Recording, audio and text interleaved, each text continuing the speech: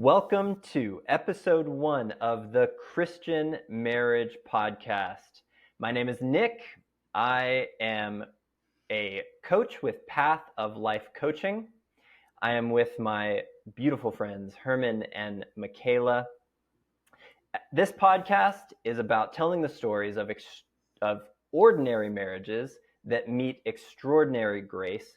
And I'm so excited to talk to you, Herman and Michaela, about the growth journey that you've been on and how Christ has helped you along the way. So thank you so much for being here and being on the podcast. Yeah, thanks for having us. Yeah. We're excited. Yeah, we're really excited. We're excited to relive the hardest moments of our lives. Super It wasn't thrilled that about bad. It was fine. That's what he used to say. The guests were only a little bit harmed in the making of this podcast. A little bit, yeah. Same. Yeah. Well, thank you so much for being here. So let's start telling the story, but give us a sneak peek. What are you planning? What is the story that we're planning on telling? Tell me about what you chose to talk about today. Oh, geez. Probably the hardest moment in our first year. Well, we're going to talk about our first year, but there was The theme of the first year. Which was what? What's your word? What would we call our first year? Terrible communication. No. If I were to Could we give be more creative? The terrible communication year. Okay, good. Yeah, So, woo. I gave it a TC. nickname. Amazing. Band name. TCY. Band name. If I gave Band our name in high first year a school. band name, it would be terrible communication. I think, well, yeah, there was a lot there. But yeah, there was this one moment that I think it was in our first year. Yeah, for sure. Where it just all kind of culminated into to a whole story that we'll tell. But Yes. I mean, All right. basically, I left and went to my parents for a night. So, Okay. woo, dirt. Spoiler alert. Spoiler alert. Spoiler alert. Good. It was going really well. Yeah. Right. Okay. So first year of marriage was really hard. Bad communication and or I don't know about bad communication. Communication was hard, and all right. Very common story. So I'm excited to share, for you to share about what it was like for you and what you did, what was helpful, how you grew. So who were you going into marriage that kind of made it difficult? What did anything set you up to help to have it be difficult? I hadn't seen a lot of healthy conflict resolution growing up, and Like in your family and around yeah, you. in my family and in the neighbors, relatives, I just didn't see a lot of healthy conflict resolution, which made it really hard for me to learn it, which also made it really hard for me to bring that into our marriage. So Real quick, what was if you saw conflict, quick version, what was it like? Yeah, a lot of silent treatment and a lot of yelling. So those were the spectrum: silent treatment and yelling. And I thought that's just kind of how you choose one in an argument, and you move forward. Like that's obviously the only two choices. Oh, wow. I mean, it is the yin and yang of conflict for sure. Yeah. So yeah, silent treatment. Yeah. And then the other thing I'll say is I did know the Lord, and so I think I went into marriage a little bit naive, thinking that, oh, well, I know Jesus, so I'm going to be a good husband. And I had heard that marriage requires a lot of work, but I didn't really anticipate that it would be that kind of work. A lot of work on myself and on my heart, and breaking free of some of the lies that I believed from watching poor conflict resolution. So okay, so you got saved. So you're saying that was a helpful thing, kind of going into it, or that was complicated? Yeah, 100%. Going into it? Yeah, very helpful. Okay, awesome. Yeah, it humbled me a little bit. I started to understand what it meant to learn. Yeah, and not have all the right answers. Okay, yeah, that helped you be humble, and you thought you had it all figured out before, but then you had this crazy experience of like, Herman, I am real, Yeah. and it's like, okay, I need to be open Yeah. to what is happening. Kind of, is that what you're saying? 100%. Yep. Yup. Anything from your end, Michaela, that kind of, whatever you brought into that situation that feels relevant?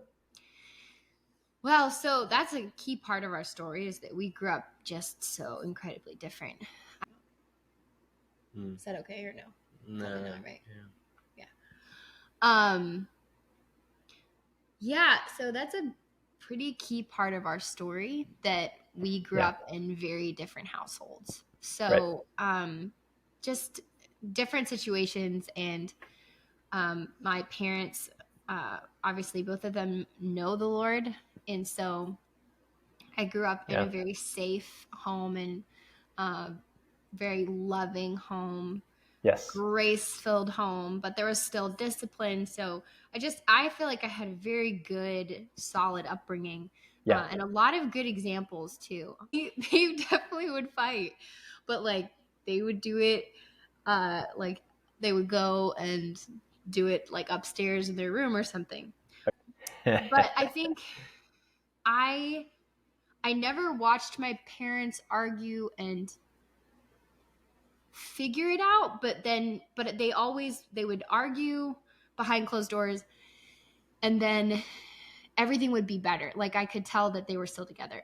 They also went on weekly date nights. Yeah. They were Yeah. always, even That's awesome. to their detriment, they were always pursuing each other. They were always talking about, we haven't had a date night in a while. Okay. We gotta go out again.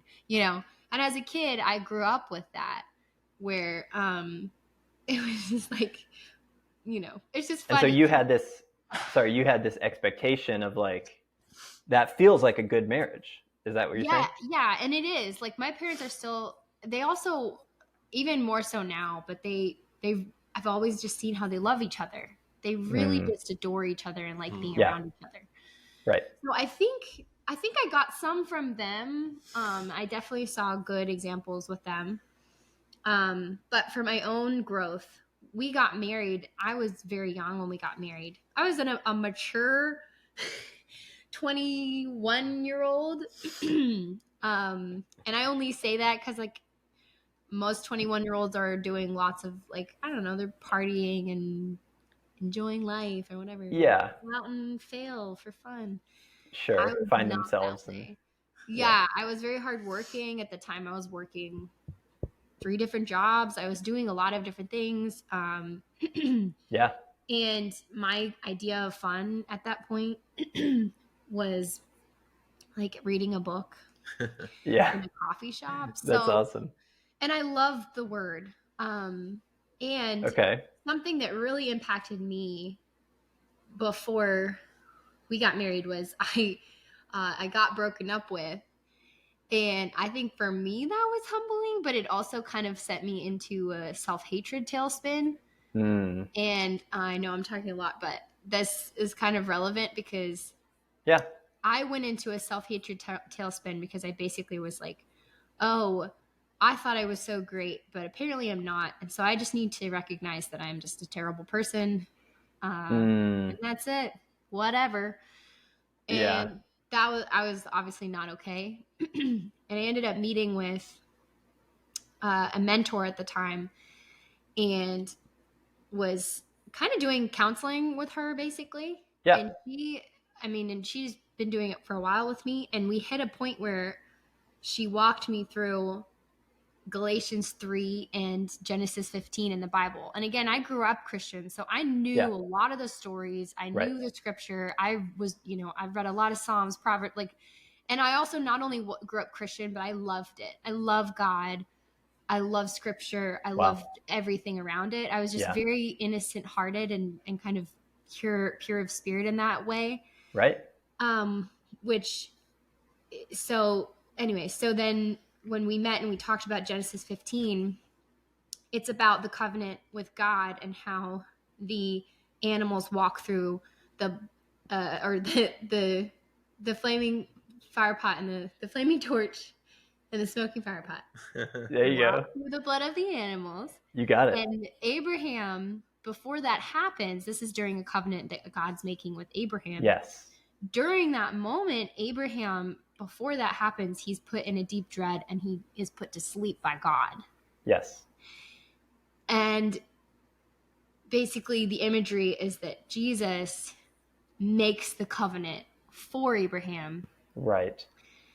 And a blood covenant back then is a big deal. Yes. Because you die if you break it.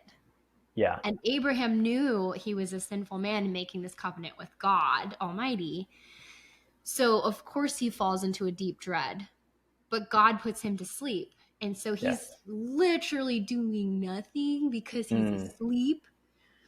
And in Galatians 3, Paul is talking about that. And he says, "Oh, you foolish Galatians, do you think that you can finish in your flesh what was started in the spirit?" Wow. And so at that time in my life, I was dealing with a lot of self-hatred, a lot of self-condemnation, especially the self-condemnation. Wow. And I was under this cloak all of the time where I just was a perfectionist and still struggle. Sure.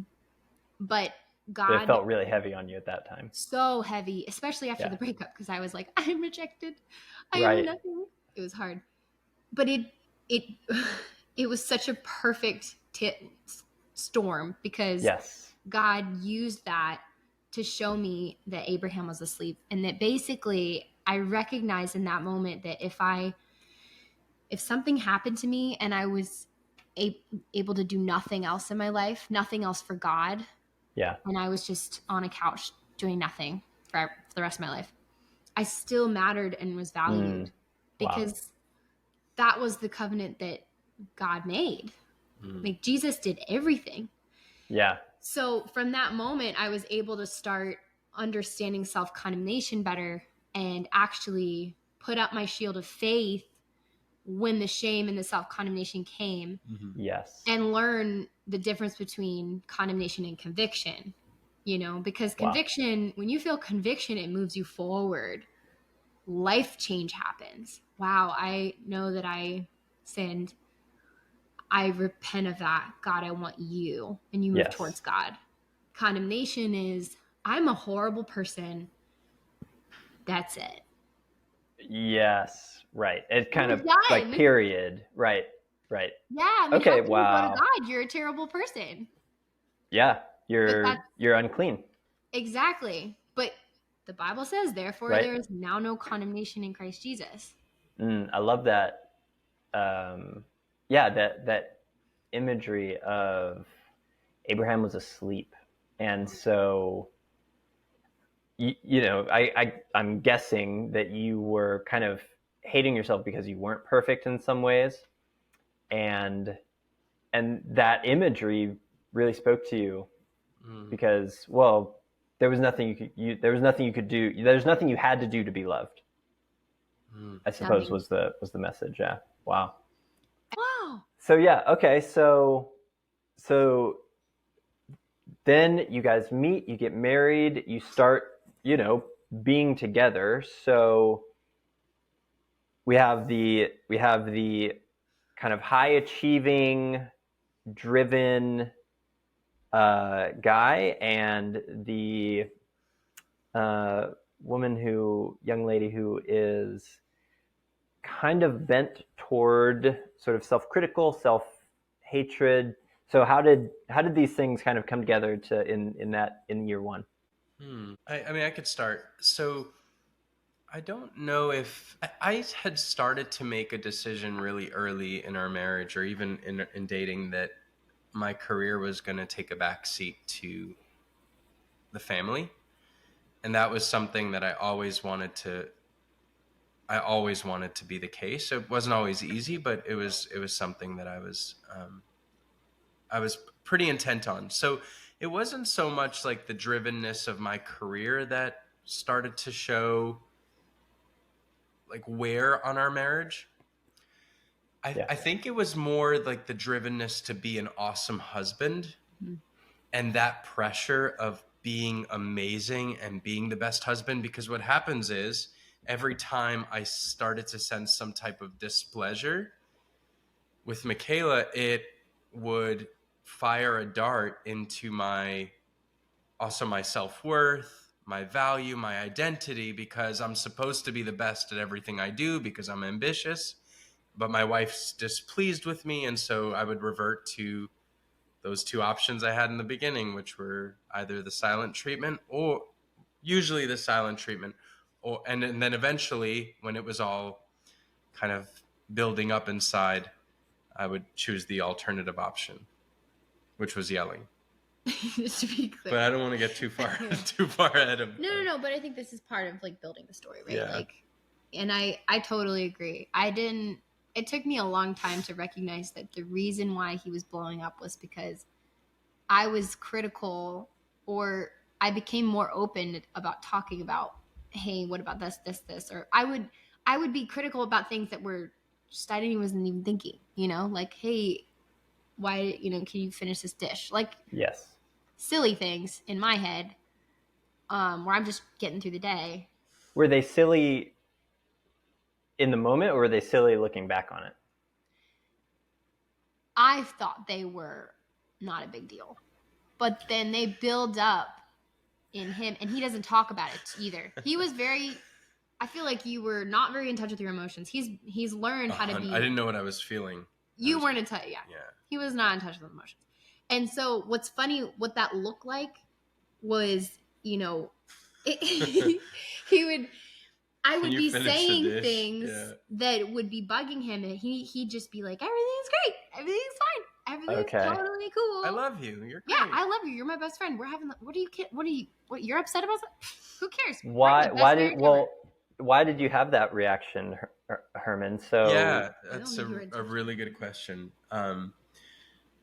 For two reasons. Number one, I didn't allow myself to connect to what I was actually feeling. I didn't know how, and part of that was just a protective measure that I've taken because of some trauma that I brought into our marriage. Mm-hmm.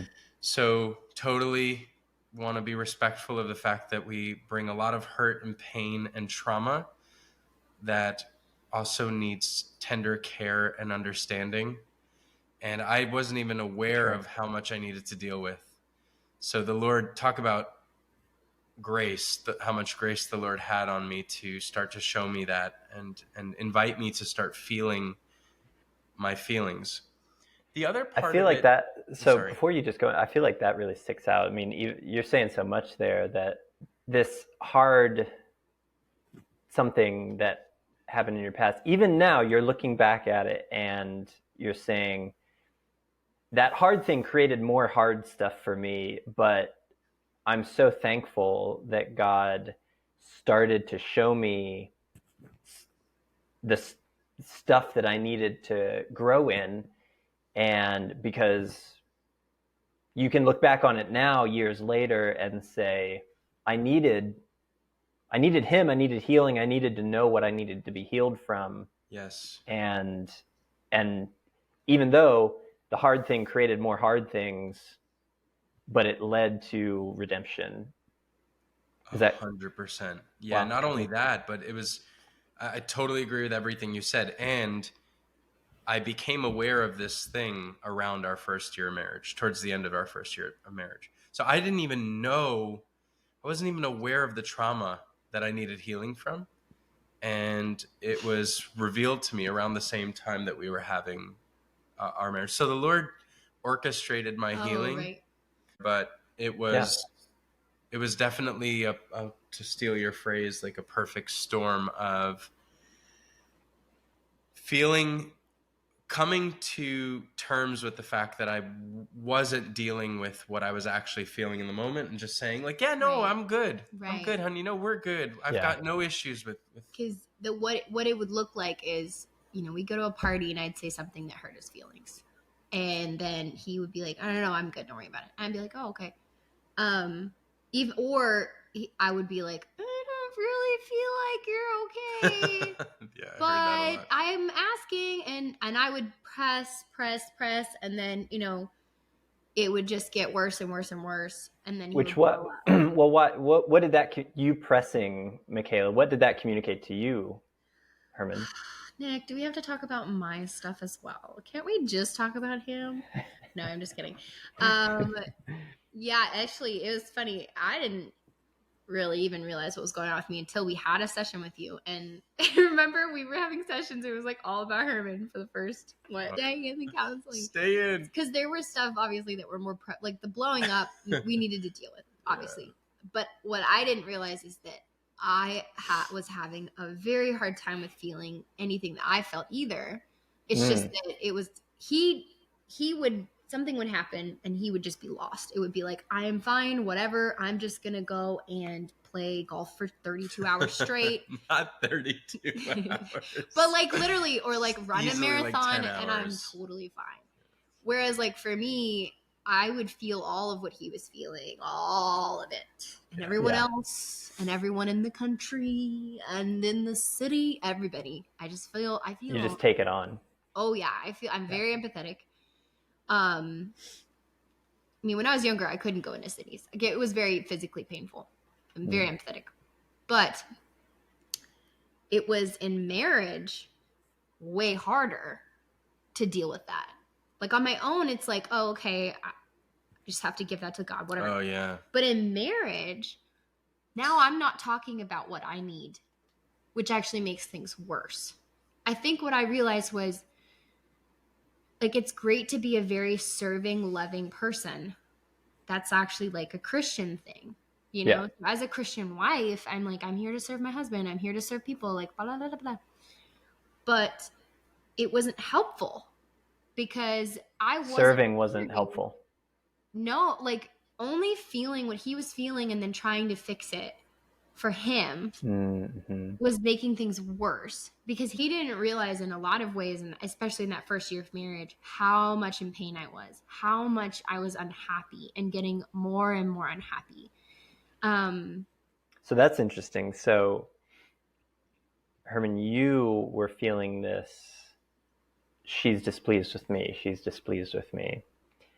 But Michaela, you were kind of feeling like he was drawing away, I think is what you're saying. And that made he was in pain, and which put you in pain, and which made you unhappy, which communicated to him, hey, something's wrong, she's upset with you, type of thing. Is that kind of what you're saying?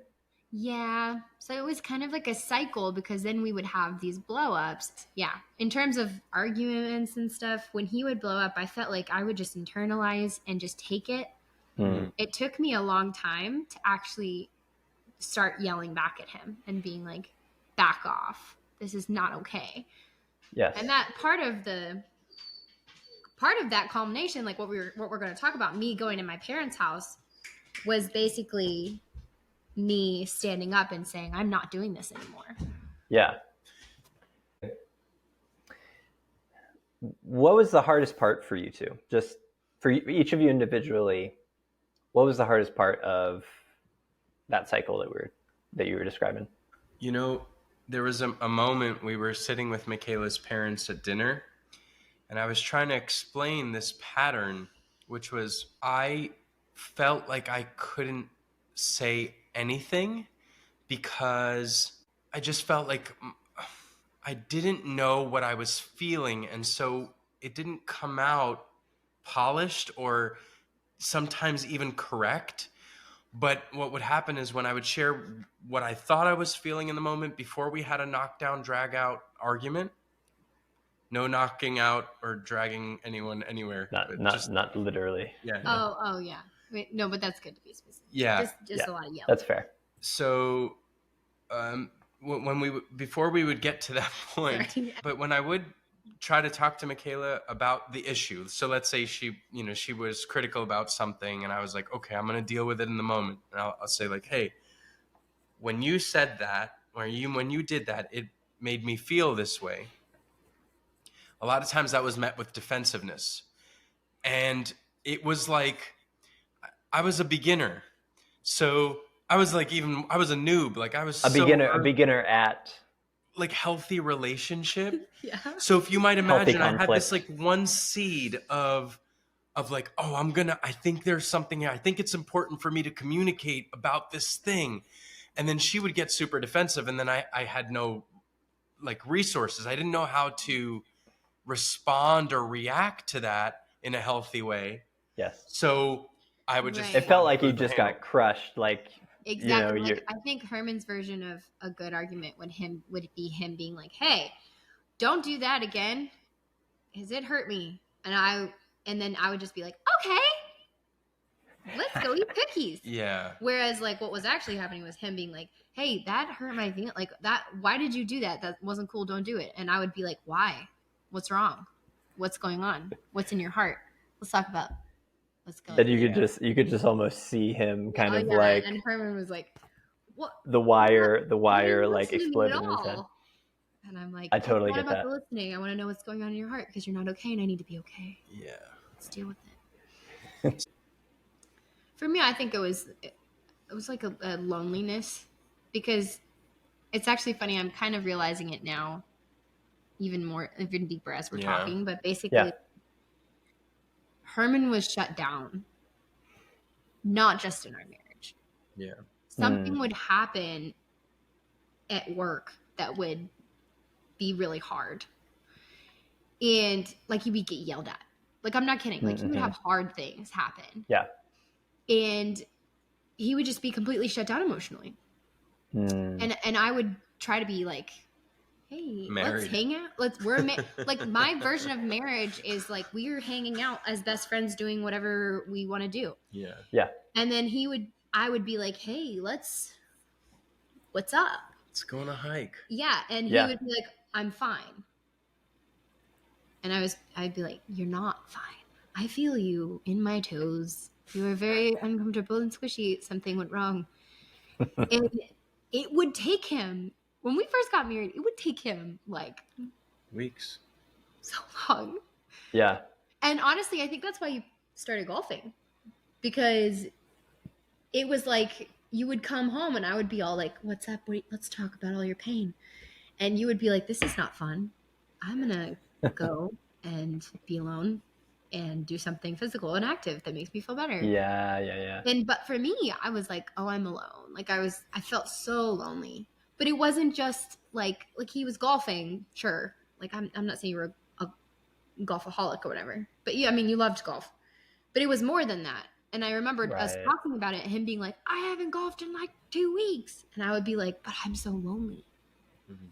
And it was You like, could I'm almost lonely. feel him kind of I like felt him escaping from you. exactly. Like he'd be gone. Yeah. So it was just, I spent a lot of time with him alone because he was shut down Gotcha. emotionally. You'd had this. Yeah, I think, yeah, I just felt like I had, when I didn't really date much before I met Herman, and also I was very young, so I didn't have much time. But Yeah. when I dated, I was like very serious. I was like, "We're gonna get married. Yeah, we're together all the time." Yes. But like almost a little too much. Like I was just like that was my person. You are my Yes. life now. Mm-hmm. Same with Herman. Actually, to an embarrassing. I remember bringing him lunch at work and just being like, "What am I doing?" Oh, it was the sweetest thing ever. He was so sweet to me, but I look back at those times and I'm like, that was embarrassing. Like his No, work, it wasn't embarrassing. coworkers were like, "Weren't you just here?" Like, I'm back. I brought my own food. You know, like It was really sweet. he was like my life, It's touching. and in a Yeah. lot of good ways, that was like a good thing. Yeah. And actually, it was a very good thing that, like, because I stopped work, I really slowed down my life when we got married. Thank God, Yes. because actually, even though it was painful for me and like lonely, I felt like I was able to like pour my energy into Wow.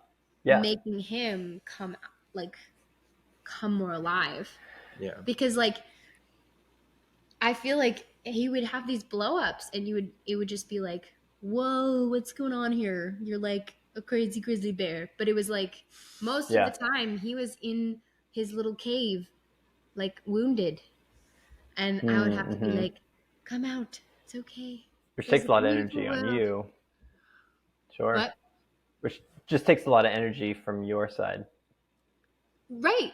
So I think the Lord did, like, he made a way to give Herman someone who is an unhealthy personality that I can't let things go.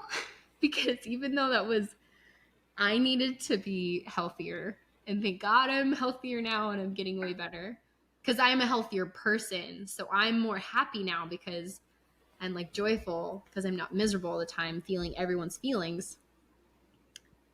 But in some ways that was probably helpful because like you needed someone to like love you and Wow. make you feel all those gross feelings that you did Isn't not. that so interesting? I love that you're, and maybe we'll talk about this a little bit in a few minutes, but um, yeah, each of you were kind of look unhealthy in a certain way, but it was kind of an unhealthy that each other that in the end, in your story at least, in the end it helped you to be drawn toward each other. It worked together to first it worked together to make things awful, but what you're saying is like, I mean, in the end it actually helped us. It actually helped both of us individually. Yeah, I think is Yes. what you're saying. Hi, I'm Nick. I love bringing you stories about how Jesus helps couples overcome hard things. One common thing about these stories is that we all want something from our marriage. So my question is, what do you want from your marriage? When my wife and I got married, we wanted our marriage to be full of happiness and love and fun. But for years, it was full of fights and tension and doubts and fears that it was always going to be this way. If you can relate, I want you to know that there is hope for your marriage. Today, my wife and I have a marriage that we feel great about. How did we go from a marriage full of tension and distance to one full of peace and love? Well, we learned some specific skills and became more like Jesus in some specific ways that freed us to truly love each other. Since then, I've become a Christian marriage coach, and I have helped hundreds of couples learn the same skills and build the same character so that they can walk their own path to a great marriage. I want to invite you to walk the path of life with me by beginning marriage coaching. Marriage coaching at Path of Life Coaching will help you build a marriage that feels like life itself. Look, it took us years to gain the skills and character necessary to have a great marriage. It takes some people a lot longer than that, especially if they're trying to walk this path on their own. Please do not stay stuck in the same patterns, confused about what to do, and frustrated that it's happening again. What makes a bigger impact on the quality of your life than the quality of your marriage? Email me at nick@nickperrine.com to take your next steps to a great marriage.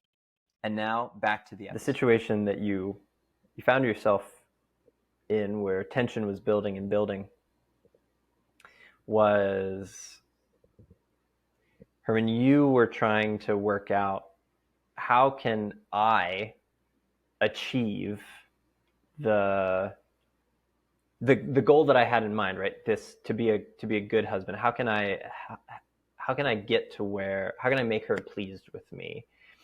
And so you started, not having problems and trying to make her be pleased with you. But what you wanted was connection, Michaela. What you wanted was, I want you to tell me how you are, but that wasn't something that Herman could do. And so you guys ended up like chasing each other, essentially metaphorically chasing each other around, where kind of nobody ended up getting what they wanted, and kind of having the worst, in a sense, having their worst fears being realized, where my wife isn't pleased with me and my husband's not connecting with me, and around and around you go. So what? Yeah, really well said. Yeah. Okay, good. What shifted? What helped you break the cycle? What happened? Well, I'll set the stage. I remember where we were when we had this argument. Do you remember? It was through text? No. Oh, No, we were okay. at Bagel Cafe. So Michaela came to my workplace for lunch, which I really enjoyed. And we, if you looked at my blow ups or my anger as a wave, I was probably kind of right at the edge of like having another blow up. And we had a conversation over bagels about something. And I snapped at Michaela totally unreasonably. Like, she hadn't really done anything. It was unnecessary, but I snapped at her about something. Do you remember what it was about? I don't remember.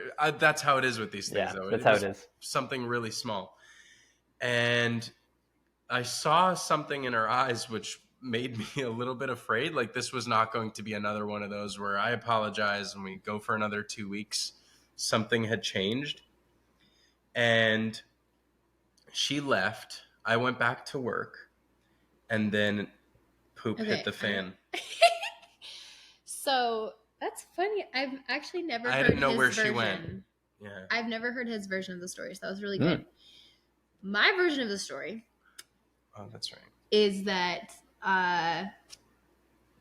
where did I write it down? I started fasting for our marriage weeks before this all happened.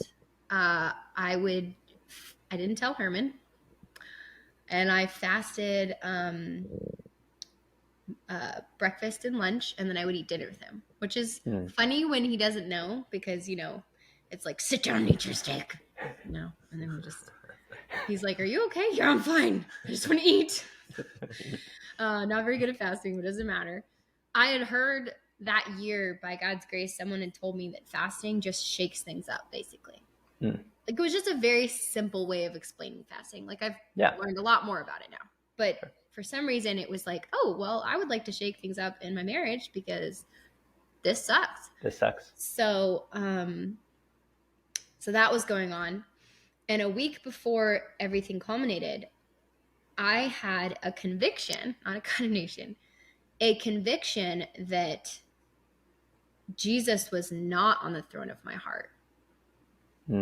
That Herman was on the throne of my heart, because I was so thrown with his moods and feelings and all of these things.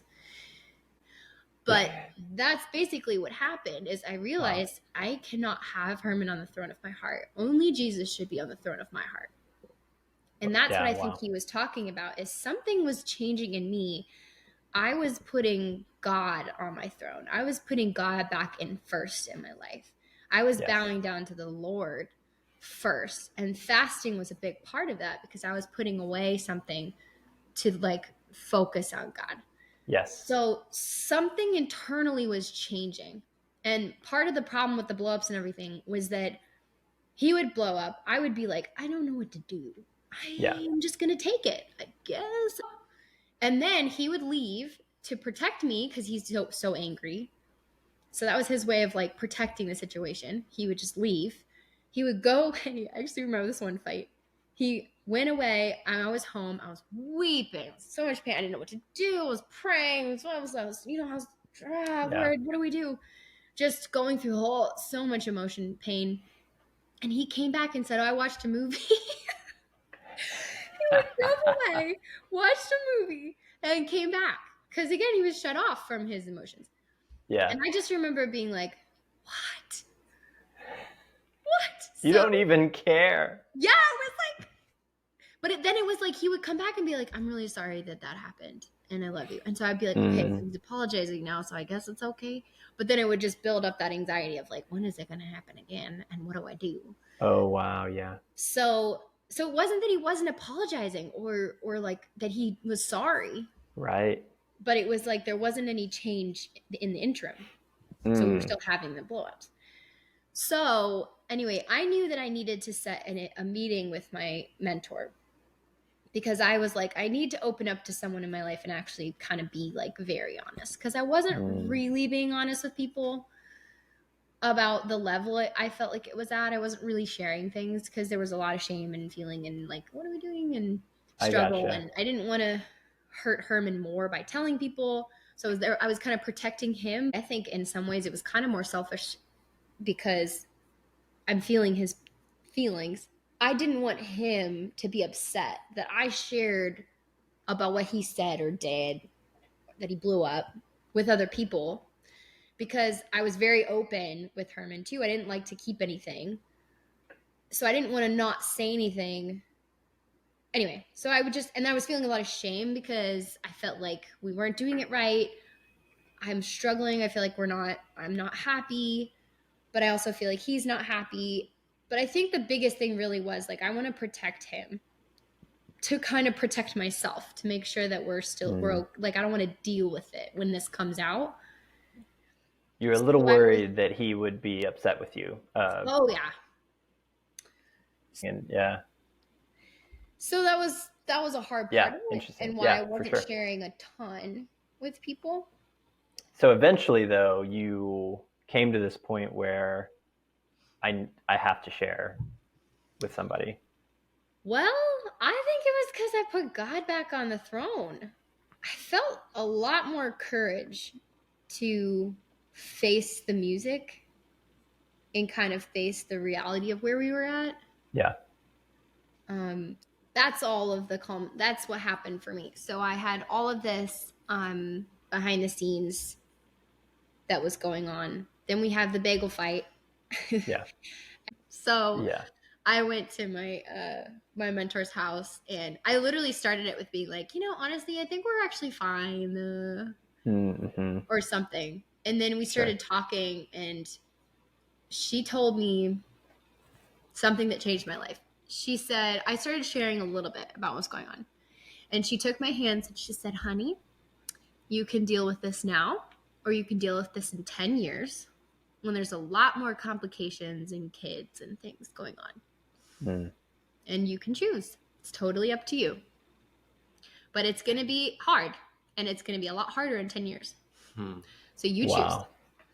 And I mean, the nonchalance, the cold-blooded nonchalance. That's her personality. She's definitely the mentor you want in your life.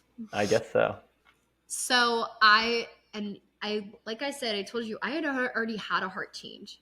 And for some reason, for the first time, she said that, and it was like my eyes lit up, and I was like, I'm ready. Let's go.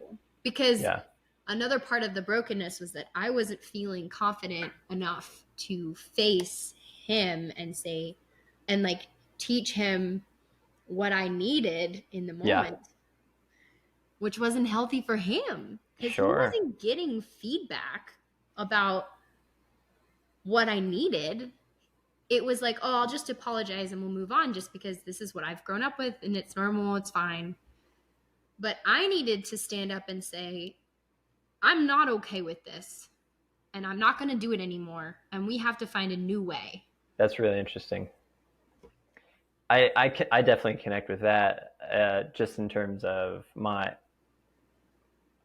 Sandy, my wife. One of the most helpful things for me was her drawing lines and saying, that is not okay. This is not okay. And saying, and holding to it, right? And forcing me to say, okay, well, if I'm going to love her, I can't work around that kind of thing. Yeah. Right. So what about for you, Herman? So go ahead and. Yeah. So, I didn't know that this conversation was happening, and I'm kind of sitting at work, still stewing a little bit from our lunch, and all of a sudden I get like a text message, and I don't remember like all of the messages, but it set off a chain of just like a really unhealthy conversation back and forth over text message, where Michaela was saying like, that's not okay, like that you know, this, we're not just going to bounce back from this. Yes. And I was like, what do you mean? Like no, like we are, like I said, that's how it works. Yeah. And I don't know if it was over text message or not, but she basically said like, I'm not coming home tonight and until you meet with my father. That's what it got to, basically. But it was, I mean, it was Dang. What did that, I mean, that was geez. That probably was the hardest thing I've ever experienced in my life. Wow. Yeah. It was humiliating. It was humbling. It was angering. It was the worst. Yeah. I can't think of I mean, you're especially as a believer, like you have this image of what a Christian husband looks like. And here I was, and my wife was refusing to come home. So I had some, this is now anyway, I had some heated conversations with her father over the phone, and I was being really stubborn and not really hearing where he was coming from. And again, I was just dealing with so much shame. And we kind of went back and forth, and he was like, look, I really want to meet tonight. You know, we're not going to recommend to Michaela to go home until you and I meet. So wow. I took this mentality of like, I'm going to get my wife. And I was like, okay. And it wasn't just him. I had to now meet with Michaela's uncle as well. You know, up until then, they had only really heard one side of the story, which was enough, right? Like that was the important side. There were changes that I needed. I was desperate to make. Our marriage was desperate for me to make.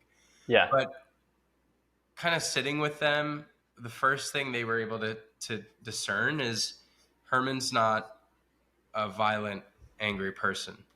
That was literally the first thing they said. They heard my heart, and they were like, oh, like, we're not worried. You're not violent, angry. Right.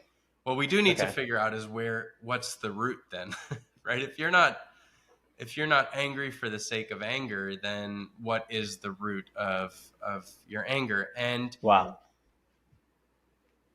You know, I left there confused. I felt really blessed by the conversation. You know, I got to share my heart. There was a lot of weeping, obviously I was like repentant, you know, and not like in the Christian sense, like I repent for my sin, but you know, if I was a leader and the Lord has sent people who I've been able to talk to about marriage and relationship. Yeah. And, you know, that's one of the first things I always look for is there a heart of understanding, at least, or awareness that you're doing something wrong? Kind of like a willingness to own what's my part kind of thing. Is that? Yeah. And so they saw that in me, and they also saw and gave Michaela some really practical, like, today, this is what you can start to do while we work through the long-term treatment. So for example, if we were in a conversation and I started to get agitated, we came up with we had a code word, and that would be a signal to Michaela to back off, right? Yeah. Like no more pressing. There's no more, I need a few minutes. And anyway, that had mixed results too, but it was really helpful. As things do. Yeah. But so that I left their house, you know, with every emotion, wounded, you know, every emotion. Yeah. And then I went home. Michaela chose not to come home that night, which again was really humbling and frustrating. So that, I would say that was definitely the turning point. That was the moment of everything changed. And, you know, I guess just to finish that turning point, the next day I went to Michaela's house, sat with her father and mother, and we all argued a little bit more in a really healthy way. Gotcha. They invited me in, and we had some hard conversations, but ultimately Michaela came home that night, and we started on the journey of healing. What happened in your heart individually between the time when Michaela left and the time when you decided to go back that made it possible to go back? Oh, for me, I really think God did a work in my heart to be less connected to Herman's feelings and pain, to make me function better, if that makes sense. Yeah. Because what we were before wasn't functioning. I wasn't able to function. After this thing happened, I mean, choosing to stay there, I knew how much I was going to wound him. And then the next morning, just staying away, or even when I chose to say, I'm backing off until you XYZ, I knew that was going to wound him so much. And I would want to point out for other wives too, one of the reasons I got stuck in such a rut where I wasn't able to really stand up to Herman was because anything I said was hurting him. It was like wounding him. I feel like no matter what I said was just, if I pushed back, he would be hurt and in pain. So even if it was good or healthy.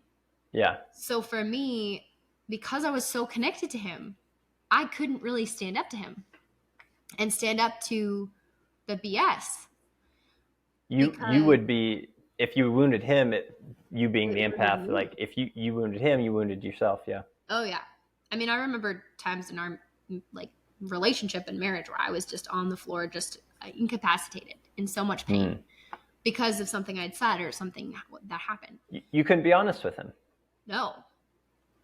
I felt like I really couldn't be honest at all, because we would just both be in so much pain. So being able to make that step and say, nope, I'm not going to do this anymore, and be very firm, I actually felt a lot of peace. And so even the next morning, I remember I like went for a walk with my dog and was like, well, I'm okay. I'm actually okay for the first time ever. And going home with Herman, there was a lot of fear and nervousness and awkwardness, and because I had just done something that hurt him so badly. But I had a lot of hope and I had a lot of faith. We're going to make this thing work. And that's a big deal to finally feel okay when Herman was very much not okay. Wow. And that was God was telling you, I'm okay with you, and you need to be okay because I'm okay with you, and putting Christ back on the throne of your heart, so that you can be okay. Wow. So was that helpful for you, Herman? Was her kind of settledness, did you find that helpful or maddening? I found it or somewhere in infuriating. It would drive me insane. Yeah, I mean, this was surgery. This was not. This was surgery of the heart, and in many ways, it's still going on. Like I've been just paying attention to my feelings and how, as we're having this conversation, and it's still hard to think about that time. And there's still things that today I need to be aware of. Like, this has not been a good week for me, So yes, but so much better. Yeah, much better, better. Yeah, it's much better. There's still hope. Yeah, it's like it's much better. Yeah, praise God. I mean, the transformation has been enormous. Wow. But but it's surgery. When you when even like Michaela's comment about like my eyes returning, the thought I had is, there's there's someone who fears for his life, right? Like who is absolutely terrified of losing identity, value, purpose, and life altogether. Yeah. And unfortunately, like that experience has shaped a lot of my perception of the world. So that's who that person is when he reacts, really intensely to a small criticism or like a nudge to clean out the garage. Yeah. So I would say that Michaela's calmness was really hard because, for me, the experience was totally different. I was like rock bottom as far as this emotional part of my heart. I was stripped away of being able to protect myself in an unhealthy way. I couldn't do that anymore. You couldn't. Well, what do you mean? Yeah. So what I'm saying is I no longer had the ability to just shut down and not touch my feelings and not engage with what was happening under the surface. I no longer had that option. But also something in my heart changed. Like I think the Lord was like, now is the time we're gonna do this together. Okay, so you became comfortable with the fact that you were going to have to walk into your own heart in some sense. 100%. That's a great better way to say that. Yeah. Because there were, from the growing up and some of what Hermans endured, that's been hard. Can I say abuse? Yeah. So some of the abuse that Hermans endured has made him suck into the shell. Mm-hmm. And I think he wanted so badly to come out and feel that light and feel that warmth. But that light and warmth came with a lot of pain. Because he had to be in touch with his emotions, which means he had to be in touch with some of that abuse that he went through.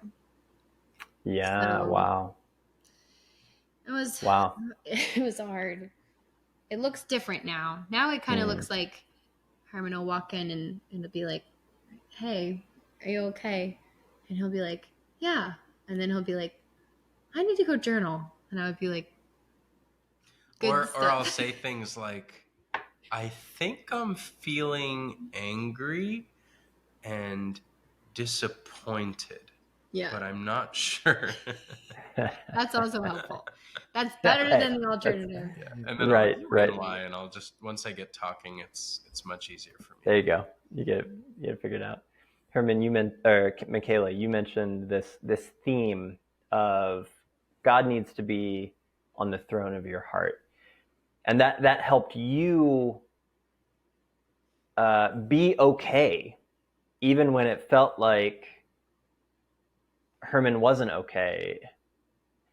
Herman, for you in this journey to feel what you're actually feeling and confront yourself and your heart, was there any theme? Was there a verse? Was there a truth in Scripture that really like encouraged and empowered you? There was 100 million of them when you did the 50-day challenge. Yeah. So one of the tools. So there were two things I'll say. Number one, you were instrumental and continue to be instrumental to my healing and to initially our stabilization of the marriage. Right. And so the speaker listener technique, priceless. We still use it when we're doing well. So highly recommend, meeting with Nick, but also the speaker listener technique was great. That's awesome. Thanks. And then the other thing I'll say is when I met with Dad and Michaela's uncle, they introduced, I had known about this, but they had introduced me to the possibility that the Lord actually wanted to speak truth and restore some of what I lost, over the course of life, Yeah. And I had this image of Christianity that, a line is drawn in the sand. There's before Christ and after Christ. And, God will help you with basically everything after that line. And there will be some struggles, but for the most part, your life will be better. And I'd never considered that God actually, in order to make your life after Christ better, wants to go and heal the things that were broken before Christ. Wow. And it exposed me to this possibility and taught me this technique of asking the Lord what lies I was believing about myself, about my identity, about my worth, and allowing him to restore a truth, because the truth will set you free. Yeah. Allowing him to speak a truth and restore a truth that would accelerate the healing process that I needed to go through. So, they said, you could do this a couple times a week. Just get a journal, get a pen. Dad gave me this cool journal, a really nice pen. They're like, do this a couple times a week. And, you'll see that the fruit of the Spirit just start to come more alive in you. So at the end of the first week, Michaela... They said get like 10 words. Yeah, try God to aim for like 10 words from the Lord, 10 truths from the Lord in a week. Yeah. And by the end of the first week, I looked through my journal. The first week, I'd never really done this before. I counted up all the words and I had over 200. All day I was writing, right? Wow. Like if I would ask the Lord, if I started to feel tense or anxious, I would ask the Lord, what lie am I believing right now? Tell me, talk to me. Yeah. Let's hang out. And he would Yeah. always tell me. He would always tell me. He still always tells me. If I ask, he always answers. And then I would ask him, okay, where did this come from? Is there a memory associated with this? Is there a trauma associated with this? Okay, most importantly, what's the truth you're telling me? The thing that sticks out to me so much about your guys' story is it not really something that you've mentioned, but something that you two have done so well throughout the years, is just being committed to seeking the Lord. I mean, this, like, you're not even necessarily really talking about that as something that was helpful, because it's almost just like it's assumed. It's the air that you breathe. And I just so appreciate that is also, that's the air that you breathe. But also to see the growth in how that has been worked out. Yeah. Where, Michaela, the Lord needs to be on the throne of your heart. And Herman, you needed to hear the words of the Lord to you, and to take them in. But you sought that, and you were you sought it, and you were helped by it. And in some sense, that's what we should expect. But it's hard to have faith. It's hard to have faith in it. Well, I really appreciate you guys sharing your story. I will let you go. But is there sort of one piece of advice that you take away from this story that you would sort of, if you could kind of boil down what you learned from year one of being married, that you would share with someone to try and help them, what do you think it would be? Do you have something? Yeah. Go ahead, you go first then. Okay, so I would say, well, I kind of already said this. I think I have like two things but they have to go hand in hand. If they don't go hand in hand, then it doesn't work. But basically, like, you have to choose that you're going to incrementally work towards a better future. And if you both are going to choose that we're here for the long haul, we're going to work through it, like, there's no quitting.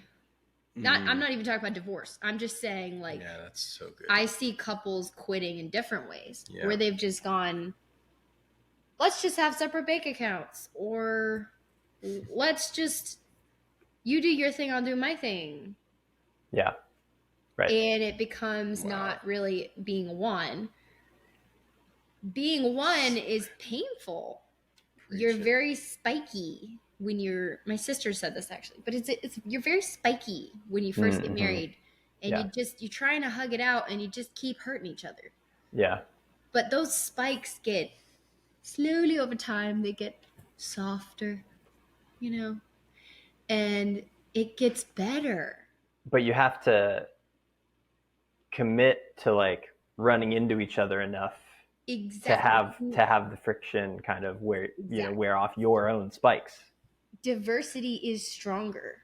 So don't look at your spouse's differences from you as a bad thing.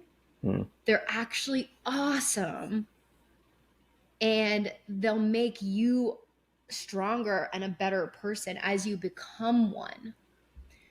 But when you choose, okay, we are going to be one, we are going to have a good marriage where we're teammates and we're working together, you also want to still enjoy each other and have fun.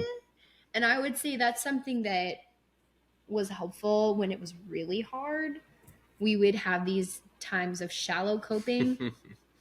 My parents taught us it, actually. They said sometimes you're going to have a season that's just really hard, and you're just going to have to sit and watch Great British Baking Show and eat a cake. Like, but that's pretty good, actually. I like that. In a sense, it is letting it go. Just for a moment. For a moment, right? I love that. Yeah. And I say that because I'm very intense, so I'm like, let's get it done, let's figure it out. And Herman would be like, can we just like forget about it for like 5 minutes? But like my worry was, what if we shallow cope forever? Yeah. Right. We'll never have intimacy. We'll never like be close, Yeah.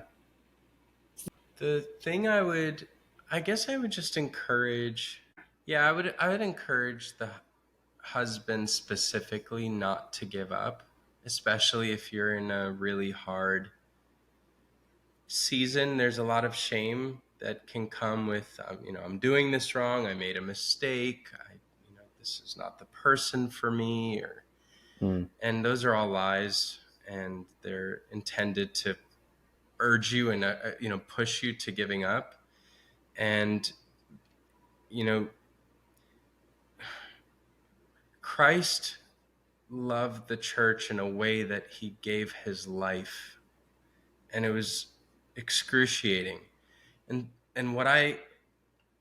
sometimes marriage can be excruciating. And that's the call of the husband, to love his wife in such a way that you put yourself through really difficult healing journeys in order to improve the life for both of you. And so my encouragement is, if you feel like it's excruciating and like you don't want to do it anymore and there's no point and you just want to go to bed angry, or if you plant your heels in, if you dig your heels in, it will be worthwhile. Marriage will be the best thing you've ever experienced in your life. Wow. It's still hard, and we're both learning, but when it is the best thing in the world. And that's what I tell people. It is. It's the best thing in the world. Wow. That's great. Thank you so much. Yeah. It's been so good hearing your story, and I'm so thankful for you guys and the work that you've put in and the ways you've grown, and ultimately how Christ has protected you and grown you and helped you to have the marriage that you have today. So, yeah. Thank you so much. Thanks, Nick. Yeah, you're a big part of it. So thank you. Thanks for having us. Yeah. Absolutely. You're great. Thanks, guys. And we're great. And you're great. Now. No, I'm just kidding. You were great. Great now. Yeah, you too. Precious. You can cut that out. Yeah, you should probably go. There's low chance of that happening, just letting you know.